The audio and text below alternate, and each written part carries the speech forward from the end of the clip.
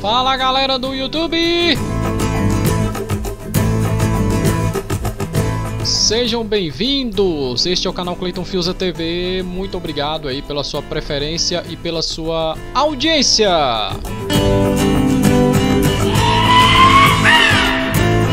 Vamos direto logo ao ponto, direto ao assunto. É o seguinte, tá surgindo aí uma polêmica, né, que repercutiu ou continua repercutindo nas mídias sociais a respeito de uma postagem de um pastor de São Paulo, né?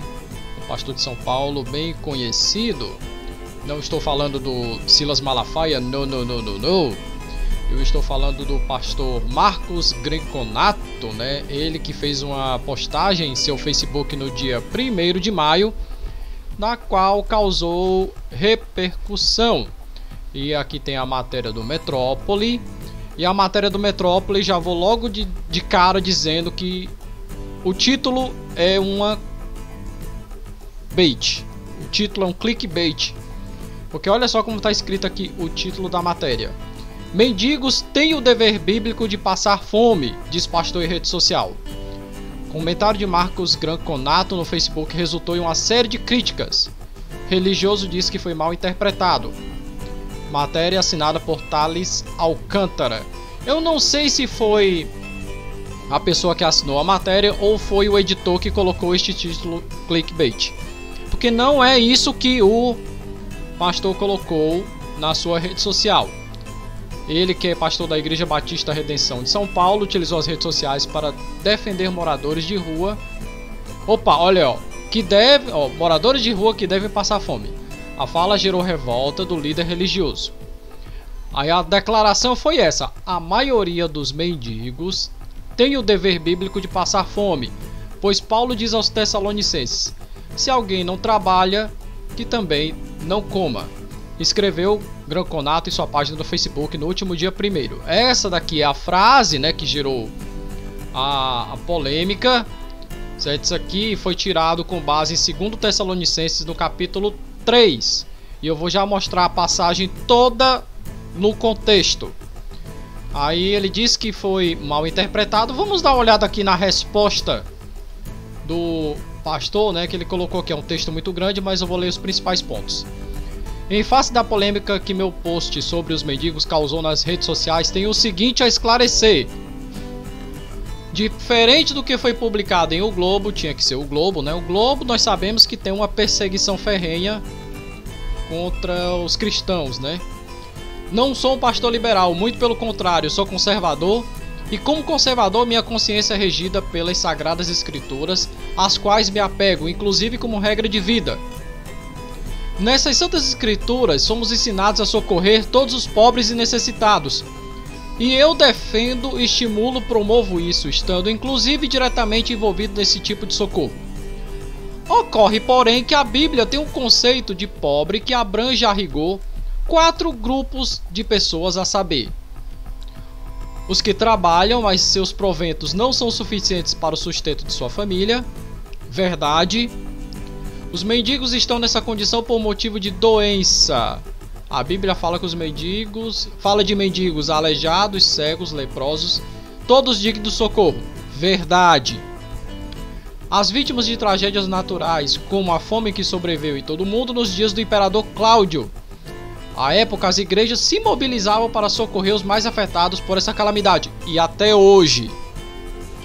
4. Os perseguidos e encarcerados por causa da fé. Essas pessoas são mencionadas em Mateus 24 e 25. E Jesus as chama de pequeninos irmãos, dizendo ainda que as socorre, na verdade, é como se socorresse a ele próprio. Lembra? É a passagem que diz assim: vinde benditos do meu Pai, sirvam-se aqui no banquete preparado, pois eu tive fome e vocês me deram de comer. Eu tive sede, vocês me deram de beber. Eu estava nu, vocês me vestiram. Eu estava preso e vocês me visitaram. Aí um discípulo pergunta: mas mestre, quando foi que isso aconteceu?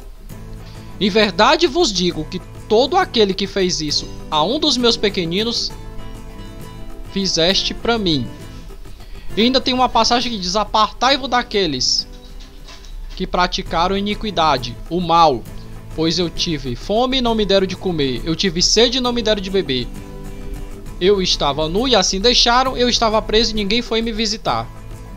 Porque aquele que negou a um dos meus pequeninos, negou também a mim. Essa é a referência que o pastor estava falando. Aí vamos lá. Por outro lado, ao escrever aos Tessalonicenses, Paulo se depara com outro grupo. Um grupo de pessoas que, por pensar que a volta de Cristo estava próxima e tinha parado de trabalhar, pensando a viver às custas dos outros. Uma vida parasita. Paulo os classifica como os que vivem desordenadamente. Eram pessoas saudáveis, jovens e capazes de simplesmente decidiram viver no ócio, aproveitando uma vida de desculpa aparentemente justa. Olha, para que eu vou trabalhar? Para que eu vou fazer isso? Jesus já está voltando. Essa exortação de Paulo era referente a pessoas que achavam que Cristo ia voltar, não precisava mais fazer nada, era só esperar. E a prova disso eu vou mostrar para vocês aqui na própria passagem em Tessalonicenses, que fala aqui, ó, a partir do versículo 6. Irmãos, em nome do Senhor Jesus Cristo, ordenamos a vocês que se afastem de todos os irmãos que vivem sem trabalhar e os que não seguem os ensinamentos que demos a eles. Vocês sabem muito bem que devem seguir o nosso exemplo, pois não temos vivido entre vocês sem trabalhar. Não temos recebido nada de ninguém sem pagar. Na verdade, trabalhamos e nos cansamos. Trabalhamos sem parar dia e noite, a fim de não sermos um peso para nenhum de vocês. É claro que temos o direito de receber o sustento, mas não temos pedido nada a fim de que vocês seguissem o nosso exemplo. Porque quando estávamos aí, demos essa regra: quem não quer trabalhar, não coma. Estamos afirmando isso porque ouvimos dizer que há entre vocês algumas pessoas que vivem como os preguiçosos, não fazem nada e se metem na vida dos outros. Opa, olha só uma palavra contextualizada nos dias de hoje, né? Muita gente parasitando na internet que não faz nada, não procura nada, nenhuma ocupação e se mete em vida alheia querendo fazer cancelamento, não é isso? Em nome do Senhor Jesus, ordenamos com insistência a essas pessoas que vivam de um modo correto e trabalhem. Olha o conselho que o apóstolo Paulo dá para os membros da igreja de Tessalônica. Trabalhem para se sustentar. Mas vocês, irmãos, não se cansem de fazer o bem. Se alguém não quiser obedecer ao que estamos mandando nesta carta, veja bem que está fazendo isso e se afaste dele para que fique envergonhado. Porém, não trate-o como inimigo, mas aconselha como se aconselha um irmão. Aí eu pergunto para vocês: será que boa parte, eu não vou dizer nem maioria, mas boa parte das pessoas que vivem em situação de rua não tiveram oportunidade de um trabalho, uma oportunidade de garantir um sustento? Tem. Até mesmo, acredite se quiser, do poder público. Eu lembro de uma gestão aí, eu acho que foi a gestão até do Roberto Cláudio, que pode ter tido todos os defeitos, mas ele fez ali, através do poder público, uma oportunidade de pessoas que vivem em situação de rua, que vão pernoitar em abrigos, a oportunidade de garantir o sustento. Distribuiu alguns carrinhos de pipoca para que essas pessoas pudessem tirar o sustento na venda de pipoca ou de algodão doce ou coisa do tipo. Pergunta se alguns continuaram ou se alguns quiseram.